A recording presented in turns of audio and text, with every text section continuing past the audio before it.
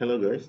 So this lesson is just to demonstrate the auto fit, the meaning of auto fit in grid layouts.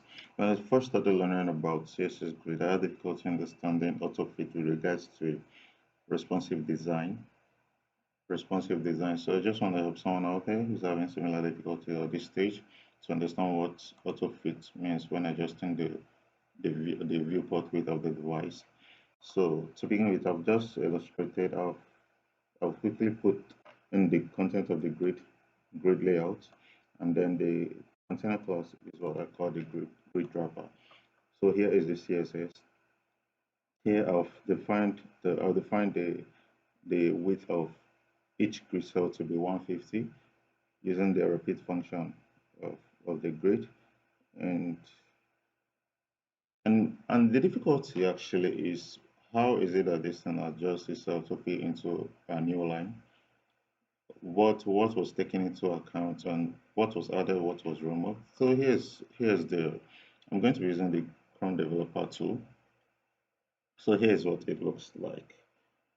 So one might ask, where's the 150 pixel represented here?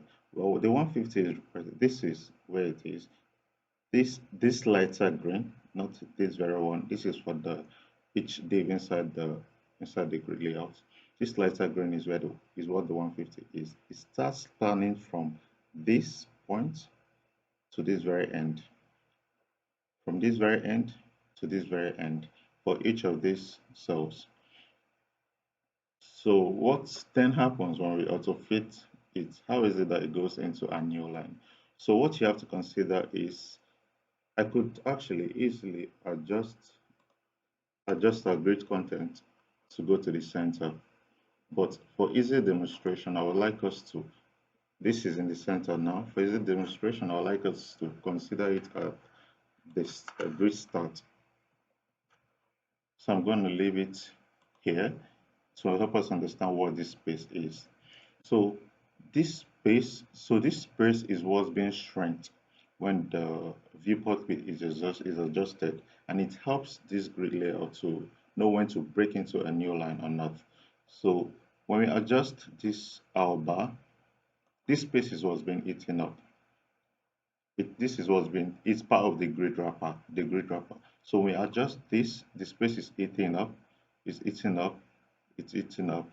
And if we go further, it's going to try to eat up into the 150 pixel for each cell, and that is what we do not want. So automatically the auto fit helps assist it to adjust into a new line, which in turn makes it responsive. So if you go further, it breaks into a new line. It breaks into a new line. So a new space comes forth from the previous space that was occupied by this cell, which is now lesser than 150. So if you drag it and go below 150, it breaks into a new line. So this here is slightly lesser than 150. That is why it can't contain this defined cell of 150. It's slightly lesser than 150. Now if we go further to eat up the space remaining, the 150 is being minus from. So it breaks into a new line. This is what we mean by responsive.